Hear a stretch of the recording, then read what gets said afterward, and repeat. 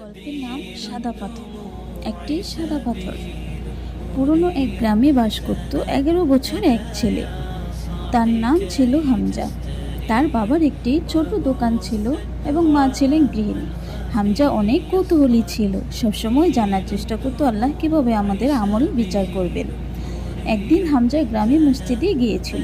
নামাজ শেষে ইমাম সাহেব বললেন, কিয়ামতের দিন আল্লাহ আমাদের শত অসৎ কাজে হিসাব নেবেন, একটি ছোট আমলও চোখে এড়িয়ে যাবে না।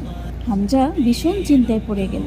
সে বাড়ি ফিরে গিয়ে বাবাকে জিজ্ঞেস করলো, বাবা, যদি আমি কাউকে হাসিয়ে দিই কিংবা রাস্তা থেকে কাঁটা সরিয়ে দিই, এসব কি আল্লাহ গণনা করেন? বাবা বললেন, অবশ্যই, আল্লাহর কাছে প্রতিটি সৎ কাজ মূল্যবান, ইভেন যদি সেটা হয় একটি ছোট পাথর সরানো। সেদিন বিকেলে হামজা মসজিদে যাওয়ার পথে দেখল রাস্তায় একটি মাঝারি আকৃতির সাদা পাথর পড়ে আছে। সেটা দেখলে যে কেউ হোঁচট খেয়ে পড়ে যেতে পারে। হামজা একটু চিন্তা করলো, তারপর কষ্ট করে পাথরটি রাস্তার পাশে সরিয়ে রাখলো।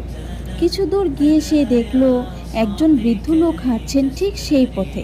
পাথর না থাকায় তিনি নিরাপদে হেঁটে চলে গেলেন। বৃদ্ধ কিছু না জেনেই বললেন, আলহামদুলিল্লাহ, আজ রাস্তাটা পরিষ্কার। হামজা চুপচাপ হাসল। কেউ জানল না সে কি করল, কিন্তু তার হৃদয়ে আনন্দ জেগে উঠল। সেদিন রাতে হামজা একটি স্বপ্ন দেখল। সে দাঁড়িয়ে আছে এক বিশাল মাঠে। সেখানে মানুষদের আমল ওজন করা হচ্ছে, একদিক ভারী অন্য দিক হালকা। হঠাৎ এক ফেরেশতা এসে তার পাল্লায় একটি সাদা পাথর রাখলেন, আর সেই মুহূর্তে সৎ কাজের পাল্লা ভারী হয়ে গেল। স্বপ্নে এক আওয়াজ ভেসে এলো, এই ছোট কাজই তোমার জন্য জান্নাতের পথ খুলে দিল।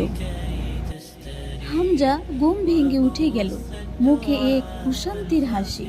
সে বুঝে গেল প্রত্যেক ভালো কাজেরই মূল্য আছে, যত ছোটই হোক না কেন। গল্পটির শিক্ষা হচ্ছে, আল্লাহর রাস্তায় ছোট্ট একটি কাজও বৃথা যায় না। রাস্তা থেকে কাঁটা সরানো, কাউকে সহানুভূতি দেখানো, এমনকি একটি হাসিও হতে পারে জান্নাতের কারণ।